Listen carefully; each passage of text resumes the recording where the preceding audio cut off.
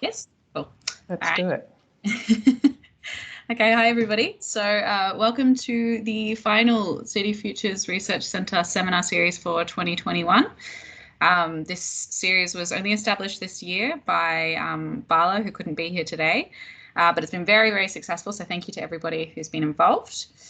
So I would like to first say that I'm joining this seminar from unceded Gadigal land, and that City Futures is located on unceded Bidjigal land of the Eora Nation.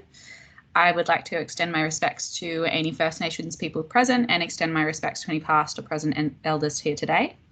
At City Futures, we recognise that First Nations people are a living part of the oldest and richest existing culture on Earth and are custodians of the environment of which we now live, learn and work. So today we'll be hearing from City Futures fellow Dr. Laura Crommelin. Laura was previously a member of City Futures, and we are very lucky to have retained her as a City Futures fellow.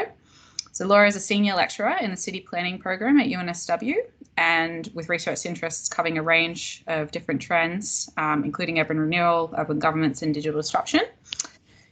So today we'll be hearing about the recently released Defects in Strata report, Cracks in the Compact City, which has been incredibly hard hitting.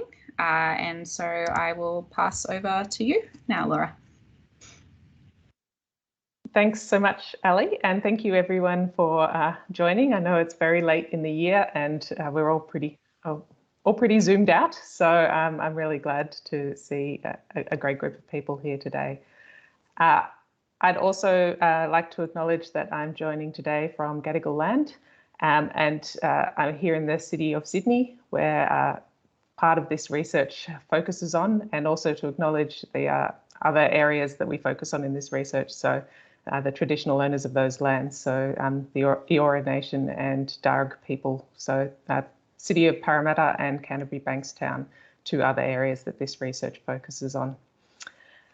So without further ado, I'm going to launch into things, and I felt this image was a fitting picture for the cover of this presentation because it's, oops, sorry, hang on one second.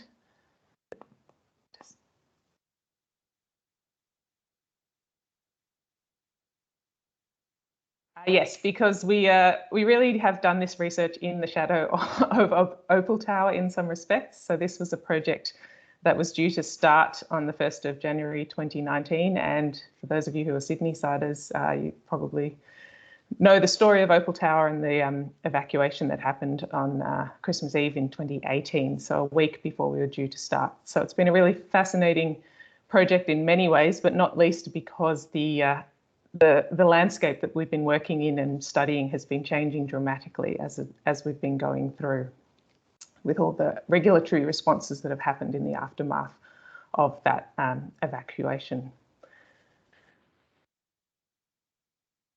Also really important to acknowledge before I get too much further that this, while I'm the one here doing the talking today, I'm certainly only one small piece of the team that put this work together, and it has been a huge effort.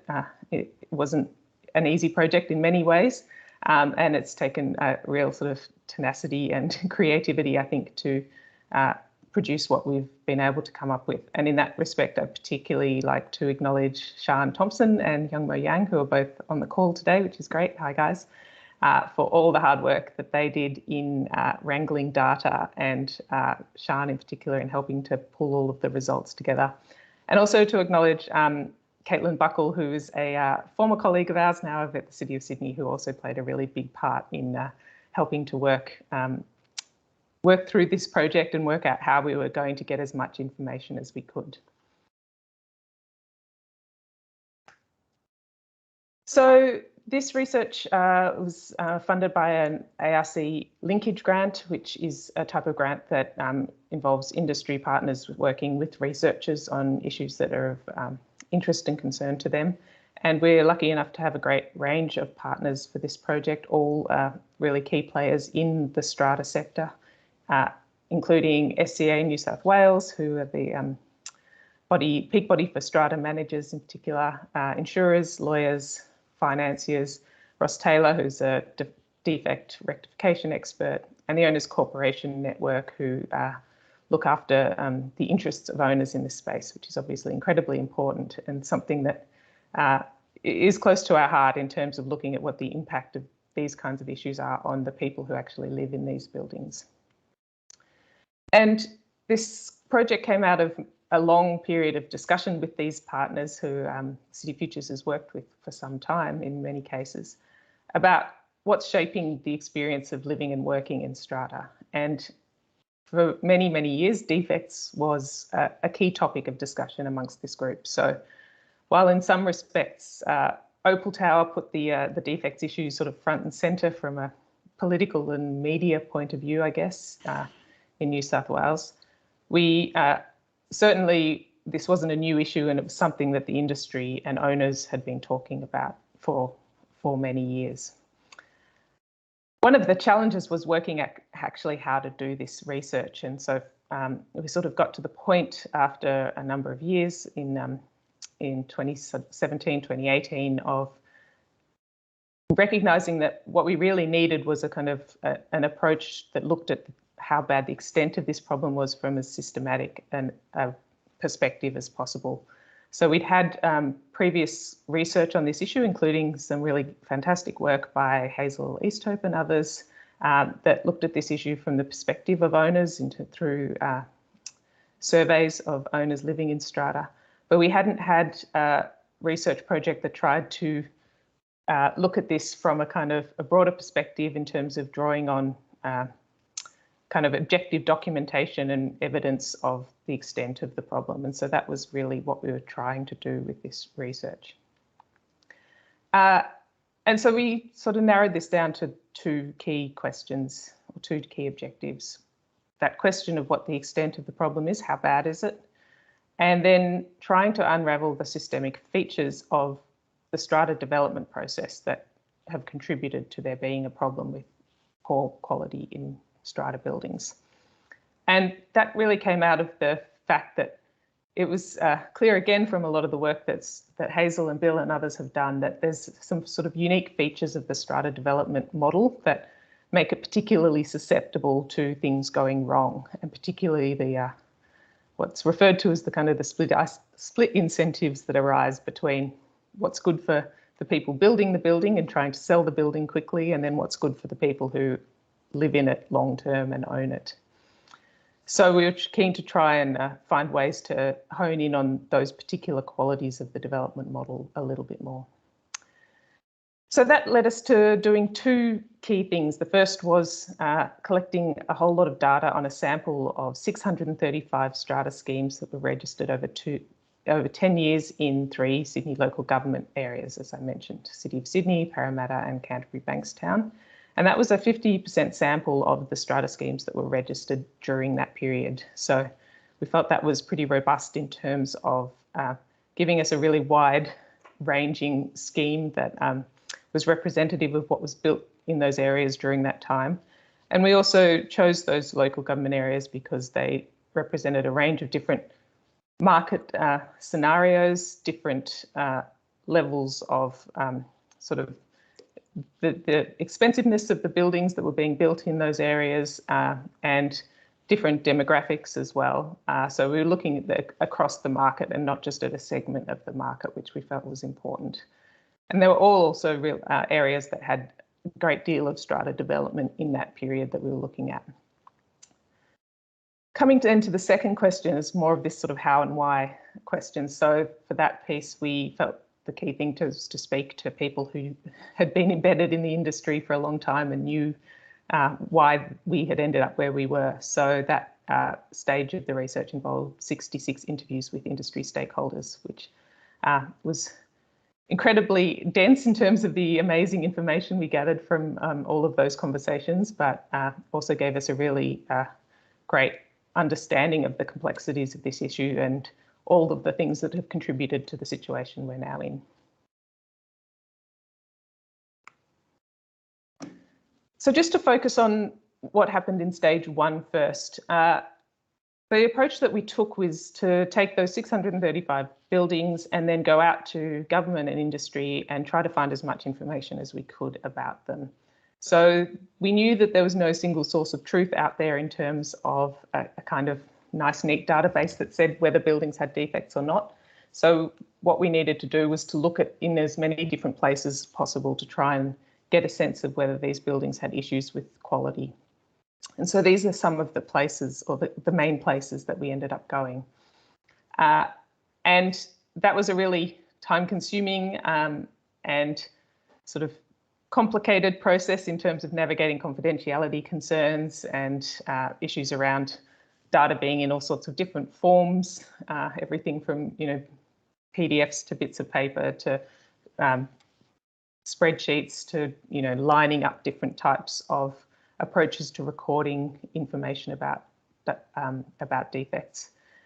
And also just in many cases sort of highlighting, I guess, the fragmentation of the industry in this area, in that lots of people had little bits of information that were useful, but then it was left to us to really piece all of that together. So it was, as the picture suggests, not an easy task, but it was an incredibly illuminating task in that it highlighted the extent to which there isn't really a clear picture either in industry or in government of exactly what's been going on in this area in terms of how many defects are happening and where they are and what type they are, because no one's collecting all of that information in a systematic way.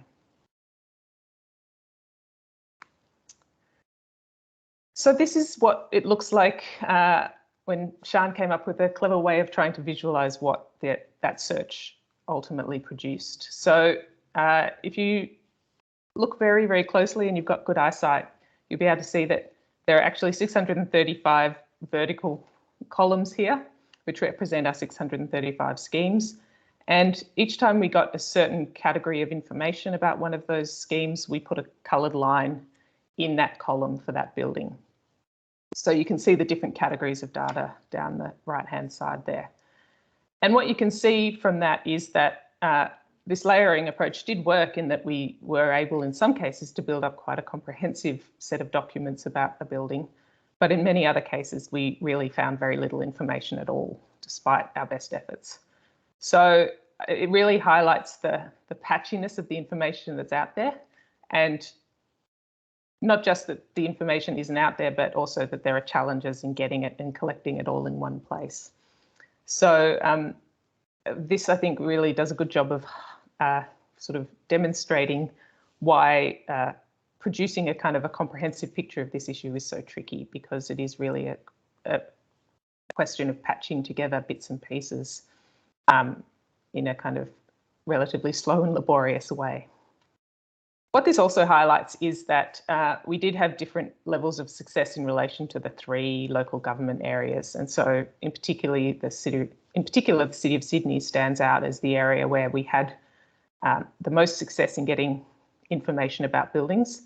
There's a range of reasons for that, partly to do with the nature of the market in that area, partly to do with the nature of people who were able to help us, which part, you know, some of that is just what's going on for different companies in different parts of government at any given time.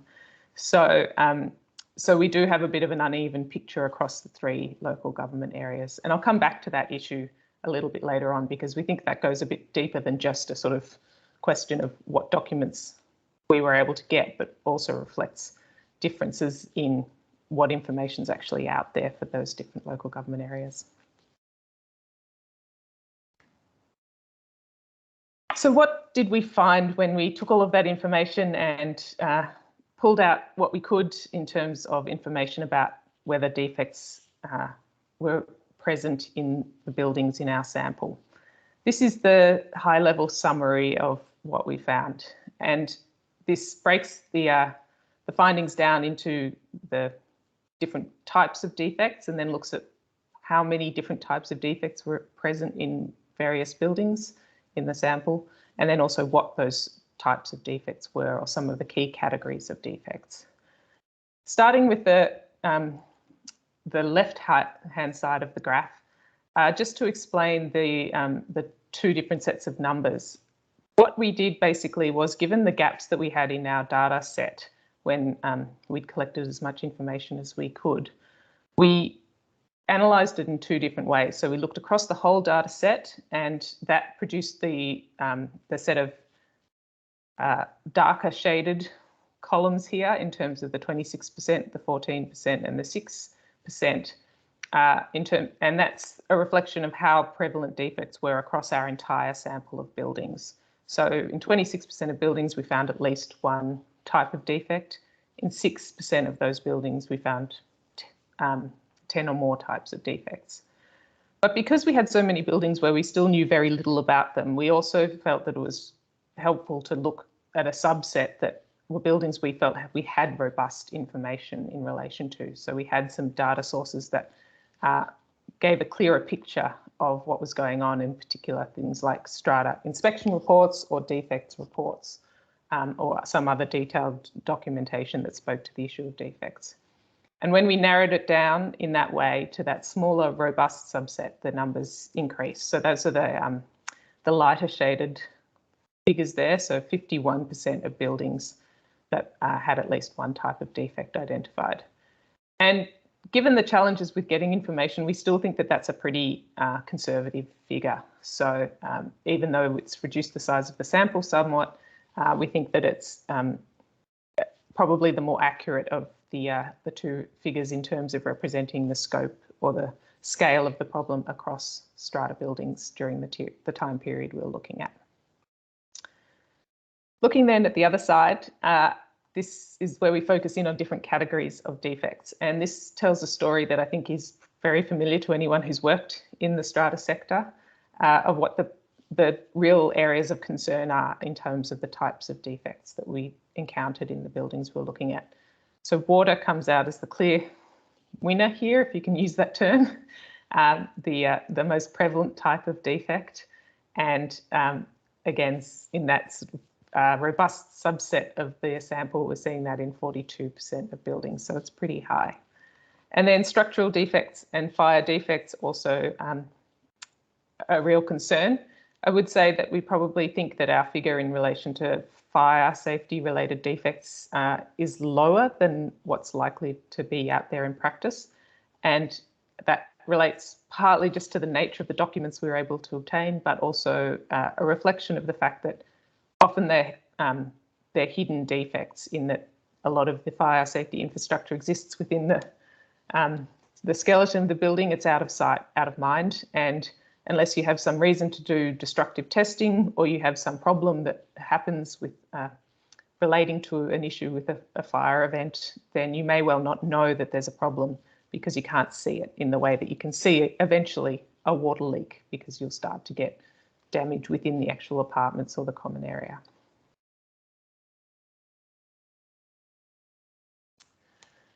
So, as I said, this story or these set of findings reinforce things that were already known, but probably not as widely discussed as they are now, and they have been over the last couple of years in particular. But certainly those conversations we'd been having with the strata industry since at least 2006, defects again and again were coming up as a real issue of concern. And there had been previous research, as I mentioned, Hazel Easthope's previous work with the team that worked on governing the compact city, but also a whole series of government reports, both in New South Wales, federally and overseas.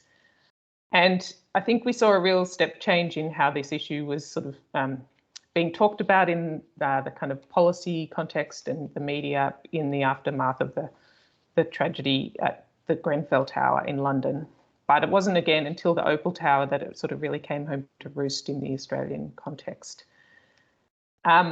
Similarly, Nicole Johnston and Sasha Reid, a couple of really great Australian strata researchers, put out work in 2019 that looked at the different types of defects, and that lines up in many ways with our findings in terms of the prevalence of issues around things like water and fire safety. And as fate would have it, the same week that we put out our report, we also had a report from the New South Wales Building Commissioner looking at this issue from a similar, although slightly different methodological perspective, but reaching a very similar conclusion in that they found that 4 out of 10 buildings have some form of serious defects. So it's I think it's great to see, while it's taken a lot longer than it should have, it's great to see now that we have this real kind of pretty robust body of evidence around the fact that these issues exist, that they're serious, that they're widespread, and that they need some really concerted action to deal with them. And while it has unfortunately taken a number of really traumatic and stressful events to get to this point, it's a very different sort of atmosphere that we're producing this report or publishing this report into compared to what we were talking about when we first started thinking about doing this research. So that's a good thing. So reflecting on the experience of doing that data collection process, we really found that while it was, really helpful to have that robust and kind of representative sample in place and to be able to use that as the basis for arguing that, this is a widespread problem that needs attention. That process was also really enlightening in terms of how it highlighted for us some of the problems that have been a little bit less discussed. And in particular, it highlighted the issue around information and the lack of good, reliable information about this issue, the lack of reliable data, and the ways in which that then translates into what we've been referring to as a situation of information asymmetry in this in the apartment market. So you have a situation where you have a really significant imbalance between how much information consumers have relative to what's known in the industry, and then you have all sorts of issues with different parts of the industry not knowing as much as they should, and government not knowing nearly as much as it should either. So you've got all of these information failings that are effectively compounding some of the issues around things like skills and oversight that are also contributing to these problems. And so that's part of the reason it's taken so long for this issue to really come to be front and centre, is because it has been so difficult to actually get the data, present it, prove that there's a problem. And so much of what's been out there has kind of been more anecdotal or patchy in the types of information that's been available. This issue around information is really important because we have a whole system that's built on the idea of buyer beware and the expectation that buyers should do their own research when they buy something and take responsibility for making sure they know what they're buying. And the nature of what is happening in the apartment market is that our research, I think, really proves pretty comprehensively that it's impossible for buyers to actually do that. We, as a team of professional researchers with time and resources dedicated to this task, couldn't get a crystal clear picture of how bad this problem was. And so the expectation that any individual consumer should be able to find out what's going on with a building is pretty hard to back up. So we really, I guess, again, see the ways in which the nature of the market that we have at the moment exposes individual buyers to unreasonable risk, because we put these expectations on them to do their research, but it's impossible for them to actually do so. And so I now want to focus a little bit on what that information asymmetry looks like and some of the gaps in particular that we think need to be filled in the system in order to help consumers be more able to do their due diligence and more able to protect themselves in this market, and not end up buying a lemon, for anyone who didn't quite get the reference there.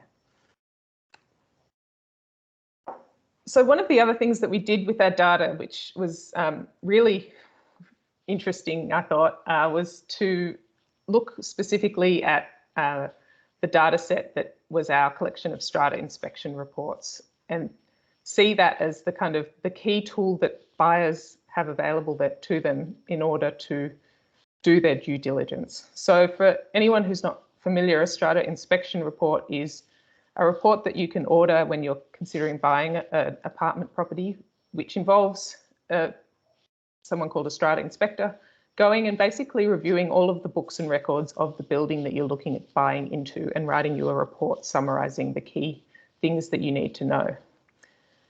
And these reports are really variable. So we had a few hundred, just over 300 of these reports, and reviewing them all, it was really striking in terms of how much variation there was in the style of these reports and also in the quality. So this is an industry that's relatively unregulated. There are some people producing very good quality reports for potential buyers, and there are some other reports that really are very high level and overlook some really important information. And in many cases, some of the information that was being overlooked in these reports was information about defects. So we broke down these reports to look at how they dealt with the issue of defects, and this figure shows what we found. And the really concerning bits here are the 12%, which showed the reports which didn't even mention the issue of defects at all. So not even giving consumers a heads up that this is something they should be thinking about and looking for. And then another 8% where you had some mention of the issue of defects, but no kind of supporting evidence or information about what was actually going on with those defects. So you've kind of got a situation where you have a report that's meant to help protect consumers, but even that is a real mixed bag in terms of whether it's helping consumers to be adequately informed. So this is a sort of an obvious area for us in terms of potential reforms, because this is one area where we can, try to make sure that consumers are getting more of the information they need and getting it in a format that's actually helpful for them.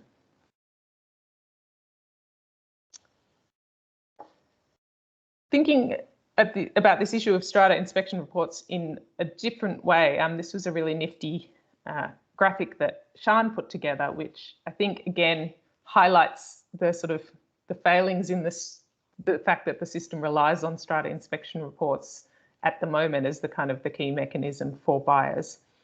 And so what we're looking at here is a kind of stepping through all of the different points at which the information that a buyer needs in order to be an informed purchaser can actually fall out of the system and not reach the person who needs that information. So you start over on the left-hand side with the fact that you have defects in a building, and then you ask, well, do the people in the building even know they're there? And in many cases they don't. So obviously, if not, no buyer's going to find out about them. You then have to have that information reported in the documentation that owners' corporations produce when they have annual meetings and collect other reports and do those kinds of administrative tasks. And the conversations, the interviews that we did highlighted that there are often issues with how owners' corporation documentation is produced and managed and stored. That means lots of information drops out at that stage.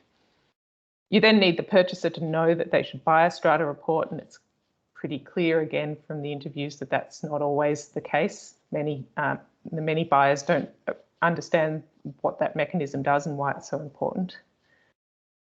Then you need to have had the strata inspector actually pick up from the information that was available to them that there were defects. And as we've seen, that's not always something that strata inspectors are doing or looking for actively. So you might get a strata report that says nothing about defects, even though there are defects in the building and they have been documented. And then, of course, there's the issue about what consumers do with the information even once they get it. And we know from previous research, again, by Hazel and others, that lots of owners don't understand the implications of the fact that there are defects, particularly if they're in common property. They might not appreciate the legal and financial responsibilities that brings. So you've got a whole lot of opportunities for things to go wrong and ultimately to lead to a situation where consumers come into buying an apartment without adequately appreciating what they're taking on.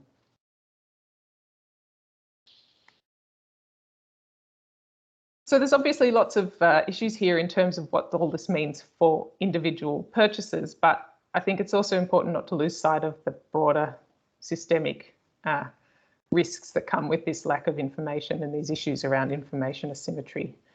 And I think, you know, many of these systemic impacts are things that we have seen in recent decades in the Sydney market, and probably to a lesser extent in other Australian markets where you've got a lot of strata development as well. But obviously the lack of available information opens up opportunities for exploitation by opportunistic players, but also just means that even, you know, people who are trying to do the right thing often may not produce the information that's required, or may miss out on getting access to information that they need or passing that on. You then eventually you get a loss of confidence in price signals, and it's pretty clear that that's something the New South Wales government's been concerned about in recent years and has been part of the driver for the regulatory reform we've seen. The impact in terms of insurance is quite striking, and again in New South Wales we've seen insurers basically withdraw from the higher density market because they have felt that the risks were too significant and they couldn't accurately price the risk involved because of the issues both around the widespread nature of defects, but also the lack of information about exactly what those issues were and how bad they were. I think a really important thing that maybe is a little overlooked is that without this information, it's incredibly difficult for government to undertake effective regulation. And I think I'll talk a little bit more in a second about the fact that we've really seen in recent years, in the past couple of years, that the New South Wales government's had to sort of make up a huge amount of ground in terms of collecting information in order to support their efforts to kind of redevelop the regulatory oversight that has been lacking in recent decades. And to an extent, I think they've made some really good steps to do that in the context of the development of buildings going forward, but I think they're still grappling in some ways with how we fix the problem for existing buildings, because retroactively collecting that information, as we've seen, is incredibly difficult. So there's still lots of gaps in what the government actually knows about what's happening with quality out in the market. And lastly, this, as with many of the issues we talk about at City Futures, is something that affects different parts of the market differently. And so I think if you cast your mind back to that early slide I showed where we saw the different amounts of information we were able to collect across the 3 local government areas, you can really see that there's a different amount of activity around documenting and dealing with defects in different parts of the city, and you know, less available information for buyers who are buying in lower end markets in terms of how much information they can access and how, you know, potentially how reliable that information is as well. So you've got a real risk that this is going to be particularly problematic for people who are buying in areas where, you know, there isn't as much information available, and maybe, you know, not as much sort of capacity to afford things like strata inspection reports and other mechanisms that might help to protect them.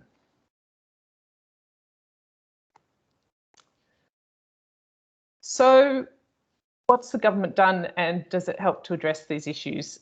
I'm not going to go too much into all of the different reforms that have happened. I can talk more about them if people have got specific questions, but we've had 2 new pieces of legislation passed, and if we focus on the kind of the information angles of the changes that have happened, one of the really good things is that both those pieces of legislation have provisions about the government collecting a lot more information and in some cases sharing that information.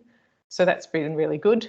So for example, there's been a reinvigorated inspection regime that's been run by the Building Commissioner, and that's involved posting publicly any rectification orders that are issued. So people can actually go on to the government website and see that this building or this company has a rectification order. They can understand what's going on with a particular building. That's only a small subset of buildings, the ones that happen to get picked to be inspected, but it's a good start, and it's a good model for making sure that the public are also aware of what's happening, not just government. We've had a strata bond scheme for a number of years now, which involves putting aside money to fix defects if they occur after the fact. So the developer has to put aside a 2% bond. So that process involves a whole inspection, a post-completion inspection regime, but there are still really significant flaws in that system in terms of the scope of that inspection, the timing of those inspections. And so whether that's helping to produce a clear picture of the scope of defects, I think is pretty questionable. We have seen some really good initiatives about government working to share information amongst itself in terms of silos at state government and across local and state government lines. So that's really promising. But again, you're kind of working with what you have, so you still have to fill in a lot of those gaps that have arisen over years of not collecting the information that was needed. Similarly, there's been a real shift in terms of government encouraging owners to report defects when they find them. That was something that the government didn't sort of proactively seek out before, and now they are. So that should mean that they're getting a much better picture over time of buildings that are having issues.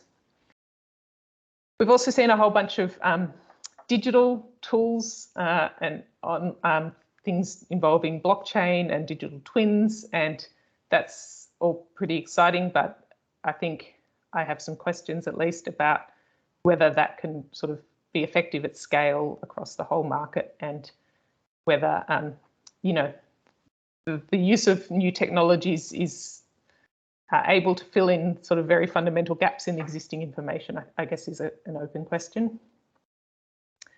And then we're also seeing the promotion of ratings tools. So again, trying to deal with some of those market failures by collecting information and giving ratings to different developers, which is a good idea in many respects. But again, you have questions about what happens when you simply have gaps in what we know about different developers or different developments. How does that contribute to the sort of rating that they get?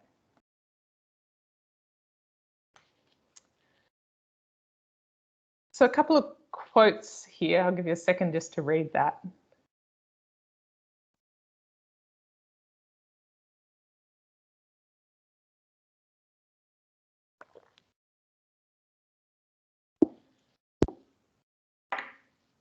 So I think, I guess, reflecting on the changes that have happened, some of these quotes sort of stuck in my mind from some of the people that we interviewed. And I think, as I said, what we've seen has been a lot of regulatory change in a short time and some really great steps in the right direction. But we do need to recognise that this has been a long-term process of sort of the decline of regulatory oversight of the construction industry, and a model that involved sort of this idea of self-regulation that has clearly not worked the way it was, the way we would have liked. And so I think there does need to be a recognition that it's going to take time to build that back up. And I guess this idea of Wile E.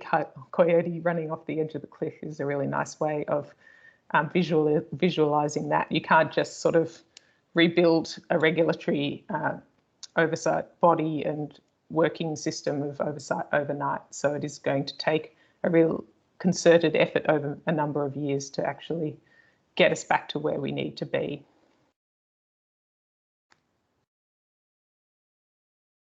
And I think these two quotes make that point a little further in terms of saying that it's also not just about policy or laws, it's about enforcement and long-term monitoring of the impacts of these changes, and it's about resourcing, and that you can have the best systems and policies in the world, but if you don't resource them adequately, it only gets you so far.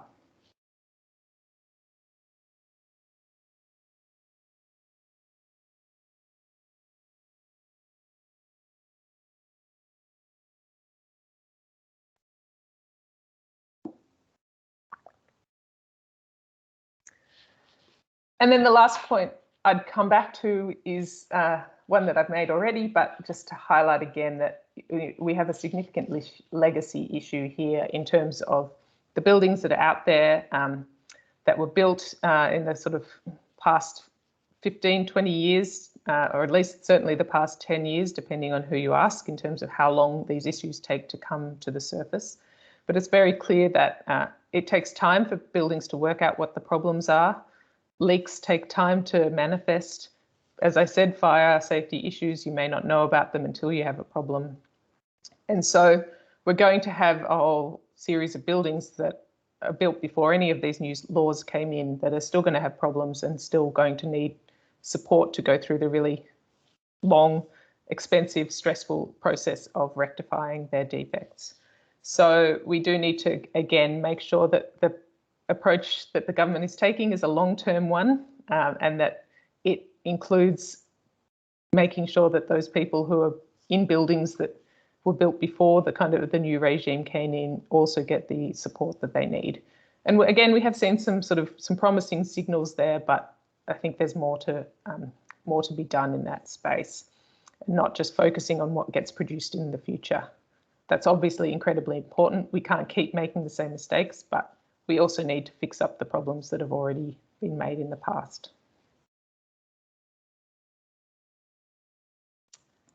One thing we've done that is a very small contribution to that is to produce a how-to guide that is designed for owners who find themselves in the situation where they discover they've got building defects and they don't know what to do, which is pretty much every owner. I think it's incredibly hard to work out how to tackle this problem. So it's just a pretty simple kind of online interface that steps you through a series of questions and worksheets that are designed to help you work out who you need to talk to, what your obligations are, what sort of things you should be looking out for, how you work with your neighbours, because obviously this is something you have to tackle collectively as a strata complex. So that's available for anyone who's interested, and hopefully provides a little bit of guidance for owners who are left holding the can in many cases when defects arise in their buildings, and they have to work out how to get them fixed because they do have a legal responsibility to do so. And finally, if you're interested in reading the full report, there's a huge amount of additional detail and lots more really great quotes like those ones I put up. The interview material was incredibly rich. So if that's something you're interested in, the whole report's available on the website, and please read it, and then we look forward to hearing any thoughts you have on the research and the report and where we go to next, I guess, with trying to tackle these issues and make sure that we get them, a regulatory regime in place that that serves us well for the long term. So I might leave it there and open up for any questions that anyone has. Thank you so much, Laura. It was a very, very good presentation. Do we have anybody who would like to ask a question? If I haven't thoroughly depressed everyone. I can't see any hands raised. Something in the chat. There's some commentary on the chat. I think it was referring to one of your slides. Ricardo's got Ricardo, we've got two hands up. So start with you, Ricardo. Hi, Ricardo. Hi, Laura. Thanks for the great presentation. Sure. I have a couple of questions concerning the release of information to buyers. If you can comment on the consequences for a strata or the previous owner of not releasing knowingly not releasing information, so legal consequences, not releasing information concerning building defects. And the second one is about the deposit, the initial deposit, the first deposit of 0.2% that the buyer gives in for before the cooling off period. So fundamentally, when they have the ability to send an inspector to inspect the property. Thanks. Yeah, sure. So look, it's a really good question, and I'm not aware, and others on the call may want to weigh in here. I think I saw Hazel, but lurking in the background. But I'm not aware of any circumstances where owners have been held legally responsible for failing to report information to potential buyers. And you do hear kind of anecdotal stories about owners deliberately trying to keep information out of owners' corporation records, for example, in order to prevent potential buyers from finding out about that. How widespread that is a bit hard to tell. But because you don't have that kind of, I guess, you have this mechanism of the Strata inspector going to look at the report, so it's not this sort of responsibility that sits directly with the vendor to actually disclose this. I think, but yeah, the specifics of it, I admit, I'm a little unclear on whether that's actually something that a vendor has ever been kind of held responsible for. Vendor or Strata, whoever. I mean. Yeah. Laura, I'm joining you from an Uber. I'm not sure of the answer to that question either, but I did see that Michael's on the call. Michael, is that something you can speak to? Michael Tace. Michael. Yes, I'm here. Hi, Michael. Hi. Do you know of any vendors ever being held responsible for failing to?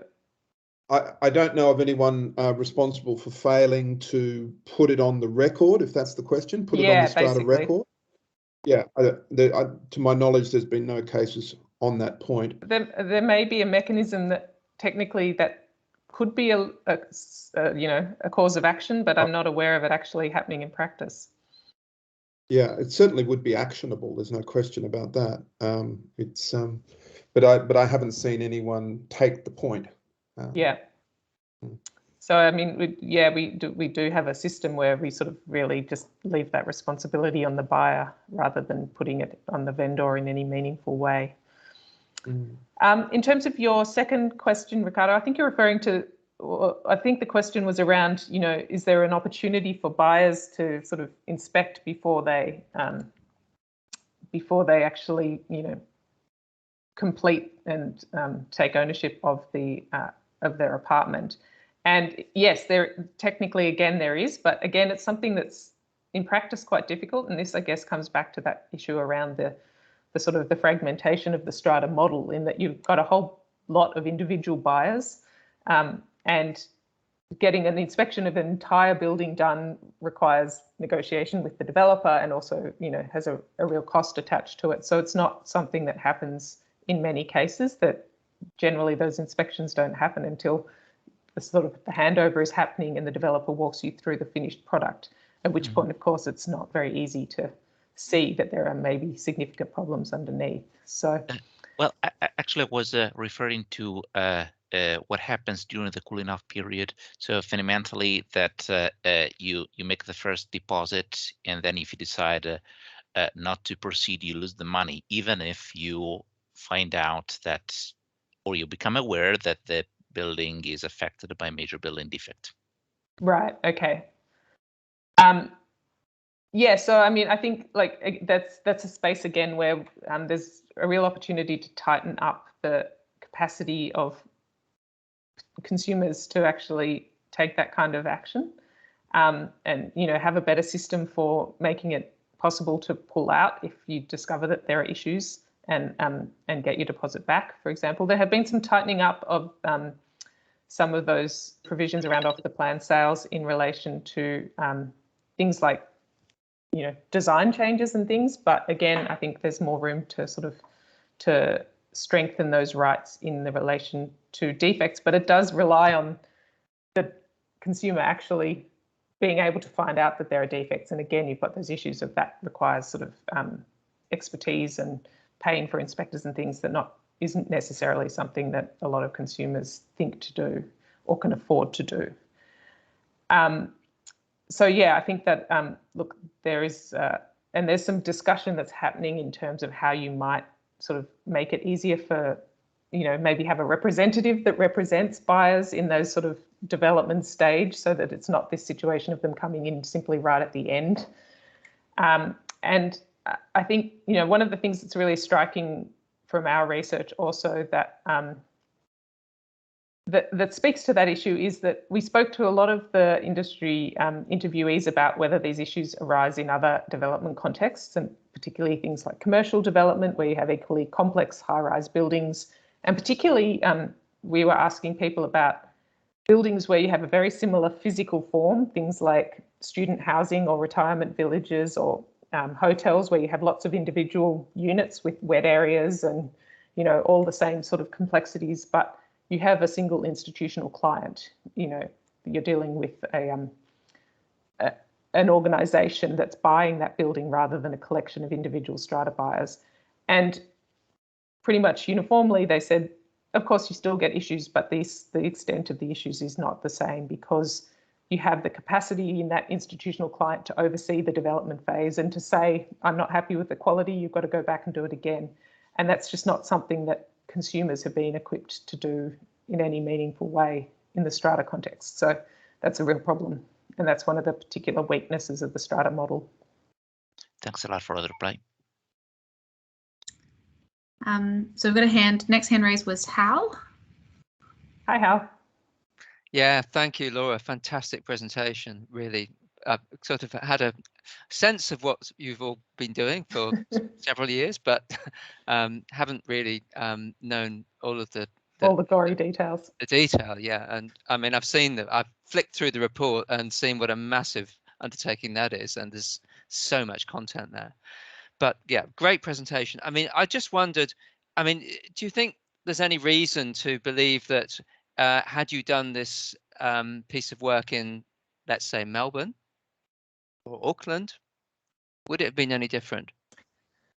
Not dramatically. I think it maybe would have been a bit different. Maybe not in Melbourne. I suspect Melbourne, excuse me, I suspect Melbourne is going to have some similar problems, although there are some differences in the regulatory models that we didn't really delve into, but some people suggested that there was a greater level of sort of peer review and things in the system in Melbourne that would prevent some of these issues arising.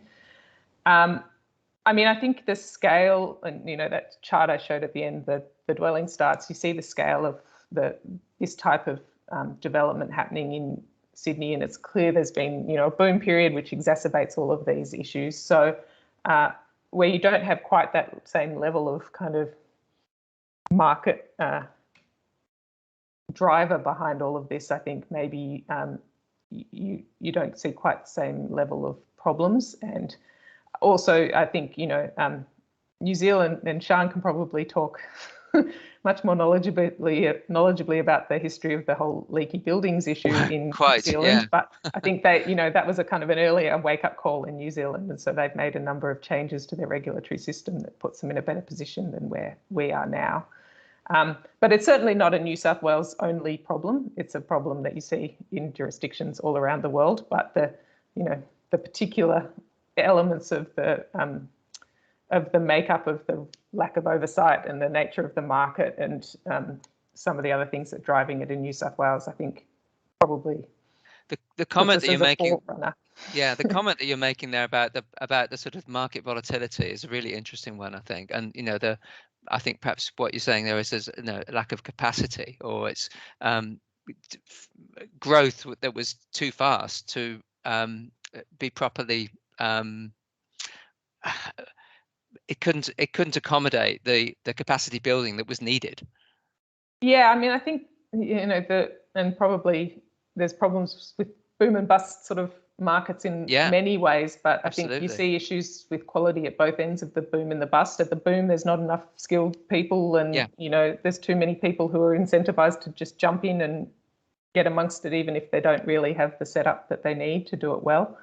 But then in the bust period, you have the, you know, the incentive to cut corners and cut costs is pretty significant. So and the boom psychology that affects buyers is also, of course, critical, because in those circumstances, you're more desperate, you've got more FOMO, and you're more willing to only read the inspection report in a, you know, not very critically. Well, and I think it's a really important point, and you know, one of the sort of narratives that runs through all of this is people say, oh, you know, buyers need to do their due diligence better and get the good strata report, and that's absolutely true. But some of those comments, I think, don't take into account the nature of the market that people are dealing with and the speed at which people are forced to make decisions, because if they don't, then the next person in line will just take it and they'll miss out. And the lack of any, you know, wiggle room in terms of price point. And even things like strata inspection reports, if you're looking for an apartment for 6, 12, 18 months and you're buying a strata inspection report every other week, it really adds up to a lot of money. And a lot of people are already spending more than they can even afford. So we do need to be really careful about putting the responsibility on consumers. We want to make it easier for consumers to do what they can, but we still need to make sure that, you know, ultimately the responsibility for providing safe housing sits with the government, and they need to be the ones overseeing all of this. Thanks very much.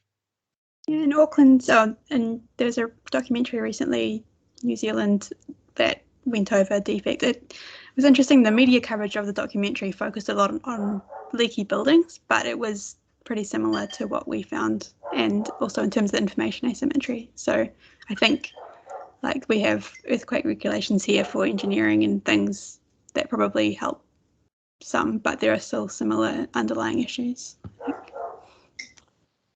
I think there's a question from Kerry in the chat that I'll just pick up on quickly.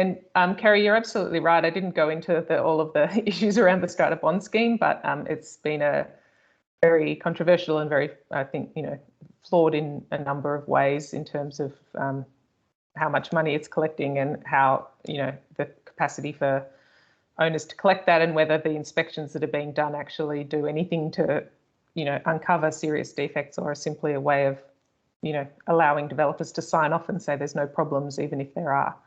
So that that is a really genuine concern about that scheme, and it has been sort of interesting to just hear in recent months now the talk is that the work that's happening towards getting a decennial liability insurance framework in place is sort of, my understanding is, if that gets up and in place, then the idea is that would replace the Strata bond scheme, which is interesting. So that's kind of an acknowledgement that that scheme hasn't really done much to tackle the problem potentially. In terms of the concerns around the online portal and the digital twins, I think the thinking behind them is great. I guess the question I always, maybe this is my perspective on these things, but trying to build robust sort of technological solutions when you don't have the underlying data is always a real question for me. And I also, you know, the amount of resourcing and time that needs to go into developing those digital twins and maintaining them and keeping them up to date and feeding in all of the information. I think there are some real questions about whether that's something that the government's going to kind of sign up for in the longer term. So it's not so much the idea in itself, it's a question about whether it's I guess the most cost-effective and efficient way of tackling the problem. To me, some more kind of low-tech solutions around getting developers to produce comprehensive building manuals that have all the information that consumers need, and that, you know, provide a good overview of what's going on with buildings and give a copy of that to the government. In many respects, I think that would tackle the problem just as well, but cost a lot less and be easier to implement. So I'll be very happy to be proven wrong on that, but I do have a bit of skepticism about whether the kind of full bells and whistles high-tech solution to this is the best way to go in terms of investing limited resources, I guess.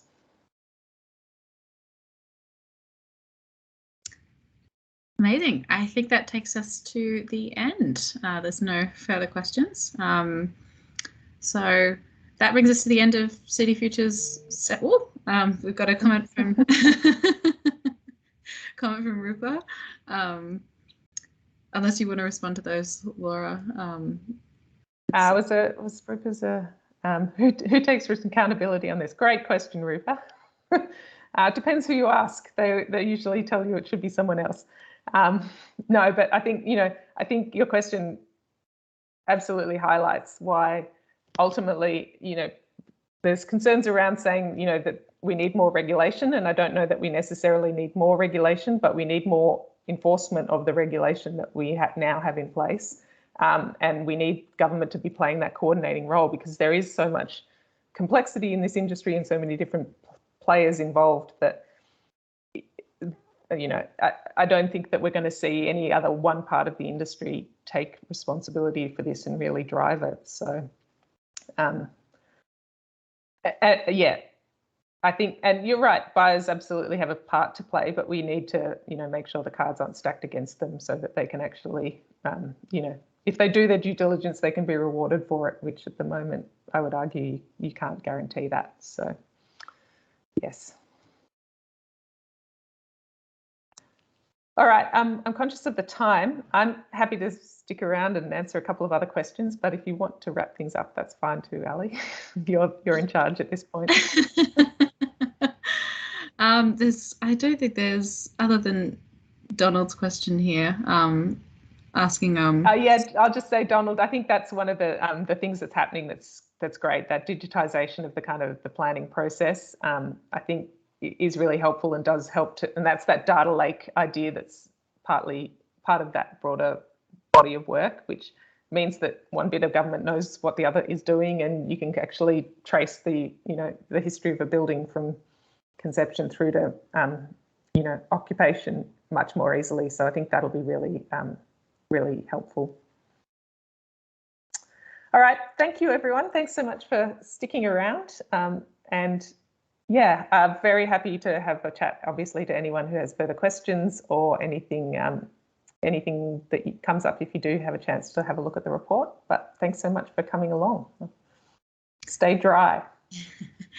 Thank you, Laura. And the seminar series should be back in term 1 of 2022. So keep an eye on your inbox. We'll be in contact soon.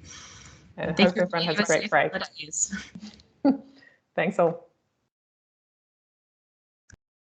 It's a great presentation, Laura. Thanks, Hazel. And thanks for jumping in.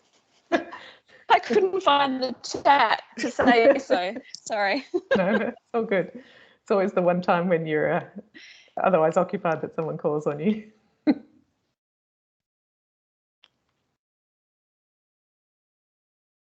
All right. Hi, Laura. Thank you.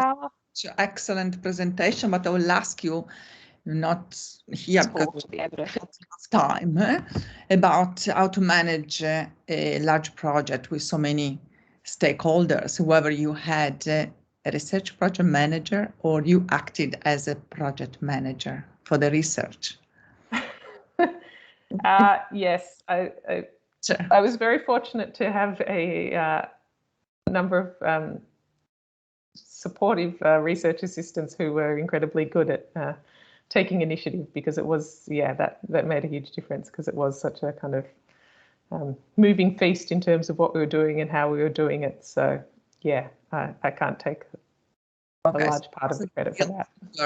Called the Laura was our project manager. Okay. No. Fantastic work. Okay. Yes. It was a good team effort. It was, I think, we all got a lot out of it from that point of view. So. Okay, it's not easy to manage a project, so this is what I think that possibly will be some kind of figure that we should get in to assist the researchers as a real project manager. But I'm sure they're more experienced in achieving and to manage to completion. Yeah, look, it definitely took a lot of energy and time. So it's great to see it out in the world at last. There are always points along the way where you're like, okay, not quite sure how this is ever going to get to the end, but yeah, and great to have very experienced folks like Hazel and Bill who've done this many times before. So they could see how it was all going to play out even when we couldn't. Okay, thank you so much again. All the best. Thanks, Carla. Bye. Bye. I might close the meeting for everybody now. So okay. have a good weekend. See you all. Ciao. Bye. Bye.